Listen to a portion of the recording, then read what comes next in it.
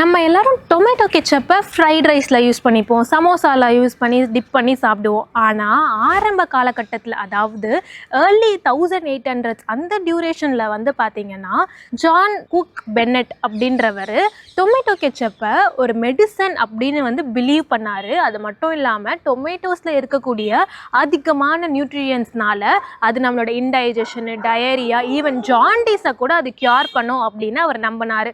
அதனால தான் அப்போ இருந்த மக்கள் வந்து பார்த்திங்கன்னா டொமேட்டோவை ஒரு நேச்சுரல் மெடிசன் அப்படின்ற மாதிரியும் அதை டொமேட்டோ பில்ஸாகவுமே வந்து எடுத்துக்கிட்டாங்க.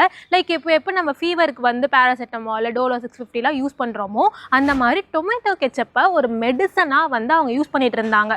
ஆனால் அதுக்கப்புறம் இல்லை, இந்த டொமேட்டோ கெச்சப்புமே வந்து பார்த்திங்கன்னா ஒரு நார்மலான ஒரு விஷயம் தான், அது ஒரு ஃபுட்டு தான் அப்படின்னு அவங்க பிலீவ் பண்ண ஆரம்பித்ததுக்கப்புறம் 1876 ஹென்ரி ஹெய்ன்ஸ் அப்படின்றவர் இந்த டொமேட்டோ கெச்சப்பில் வந்து பார்த்திங்கன்னா சுகர், வினிகர் இந்த மாதிரி விஷயங்கள்லாம் ஆட் பண்ணி அதை ஒரு டேஸ்ட் எலமெண்ட்டாக வந்து டேஸ்ட் ஃபுட் ஐட்டமாக மாற்றினார்.